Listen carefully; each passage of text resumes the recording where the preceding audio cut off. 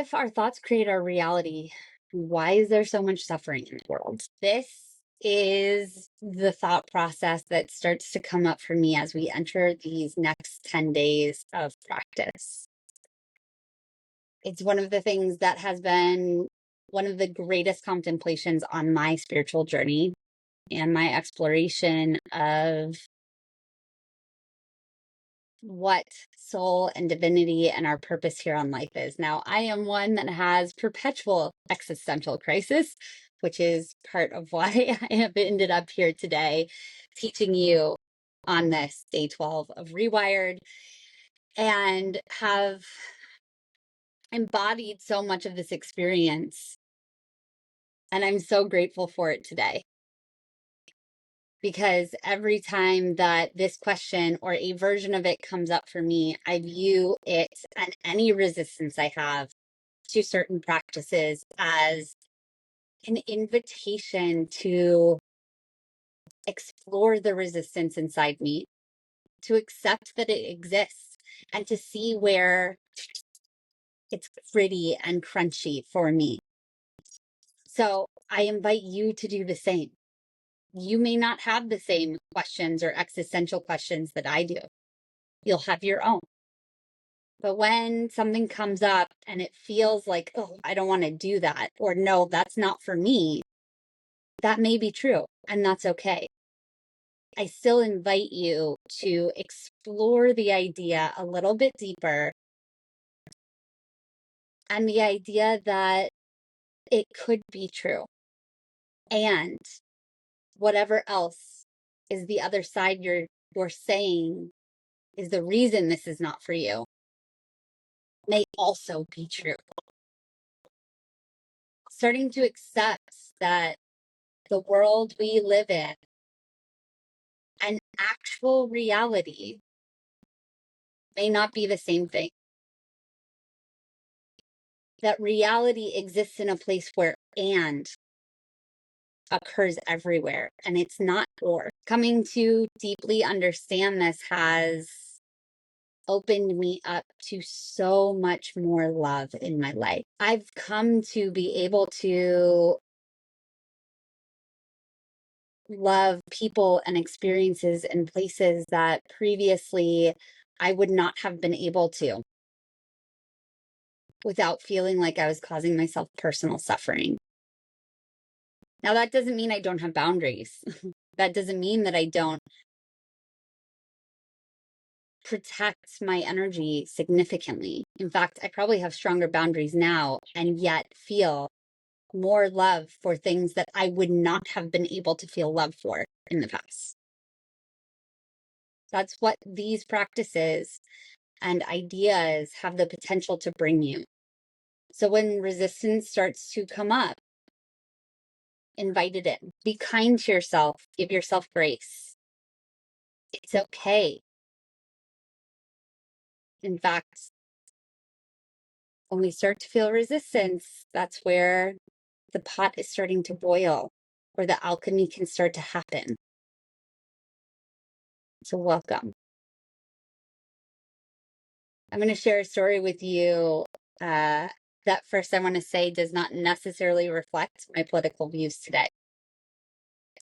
And I love you for whatever yours are in whatever capacity you have. But back in 2016 was the last time that I experienced a deep experience of depression and what I would call existential crisis. That very soon after that started leading into my initial dark night of the soul, if you will. And it also ended up introducing me to some of the concepts that changed my life completely.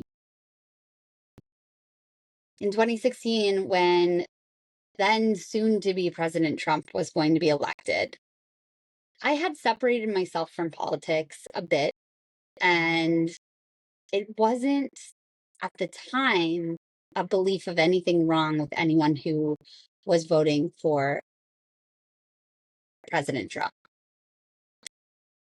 But when he was elected, it opened up a massive wound inside my body. inside my psyche, inside my spirit that I had buried very, very, very deeply. And I got taken up in the experience of seeing all of the bad in the world because we had chosen this man as our president. I was seeing black and white completely, and I couldn't get out of it. In the philosophy called reality transurfing, this is being called being taken up in the pendulum, where you get pulled into the energy vortex completely and you can't see anything outside of that reality. I myself went into a very dark place, and all I could see in the world was darkness. And I started really pulling in all the information that reinforced this belief. I started to lose myself completely. It was my husband who pulled me out of that vortex. We came to a mutual agreement that we were going to cut off much of the mainstream media and the information that is out there. We very diligently removed people from our feeds and became very intentional about the information we were allowing into us. This allowed me to detach from that pendulum, from that energy vortex, and see the illusion I had gotten trapped in. Now,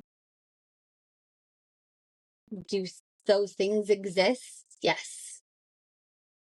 But the moment I was able to finally remove myself and make the conscious choice to not be in that vortex anymore, I could see what was happening without being sucked into it in my personal life, without it needing to prove to me how negative the world is. Now we can be sucked into pendulums and vortexes that are also really beautiful for you. There are vortexes that are negative for many people that greatly benefit a certain few. There's a lot of depth to this idea and this philosophy, but I want to bring it back and just show you that what the power is being conscious of it, making the conscious choice to be taken up by the energy vortex, by the pendulum. And that is what we're doing in rewiring this part of it, is recognizing when we have actually allowed ourselves to be in that and coming to a place where we are able to recognize that. These are deep thoughts. Take what you like and leave what doesn't resonate with you right now. But I want to start to bring to the surface the idea that when we feel upset, emotionally exhausted, when we're seeing deeply positive or deeply negative out in the world, that these are coming from ideas that are not of the truest nature. And when we can come back to a sense of empowerment from that, we can choose. We can choose these pieces. The reality is incredible experiences and painful experiences, they are going to happen here on earth. How deep the suffering is and how much you can enjoy that ends up being a choice once you start to embody this place. And so that brings us to our practice today for ReWired, day 12. And that is recognizing that I'm upset because I see a meaningless world. The practice today is very simple. Looking around and just noticing the thoughts that come about in your mind, whatever it is. It could be related to the thing you're seeing, or it could be a thought that comes in. I see a beautiful world. I see a negative world. I see a painful world. I see whatever thought comes to your mind, and it could be related to the item. I see an expensive computer. I see an annoying phone. Just allow them to come in as you see them.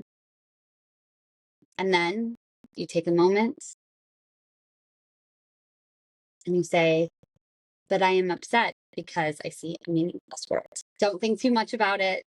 Don't try to prove it or intellectualize it. These are just the practices that help us break from the vortexes we get pulled into. To be able to come and be conscious of the experiences and tap back into love. And so now I want you to take a moment, get comfortable, and find the place where you're connected to the ground. Starting to send your energy to that place. Send your focus there. And as you start to take a deep breath in, send the breath to that place, connecting deeply to the ground as you fill up your body with your breath. Allowing yourself to relax as you breathe out twice as long as you took a breath in. Feeling deeply grounded, connected. Continuing your breath, relaxing your tongue down the back of your throat. As you breathe deeply in and allowing the breath to go out twice as long as you let in. Taking a few more breaths in this pace, in your own way. Your eyes closed, centering inside your body, and then allow yourself to open your eyes and notice what comes up as you start to see what you see around you. And notice any thoughts you have about what it means about the world. And as you start to complete that, you can say to yourself that I am upset because I see a meaningless world. And if it's all positive, you can also say, but I see this because I see a meaningless world. Thank you for joining me today on day 12. I'm your guide, Jamie O'Connor.